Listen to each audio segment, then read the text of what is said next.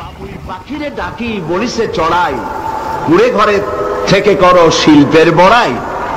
যদিও বাবুই পাখি, চড়ুই পাখি বাবুই পাখিকে এটা বলেছে, আসলে শিল্পের বড়াই করার মতো। এই যে চতুর্দিক থেকে পাতাগুড়ি ছিঁড়ে এনে যে বাসা বাবুই পাখি বানালো, আগেই কোন সুবহানাল্লাহ।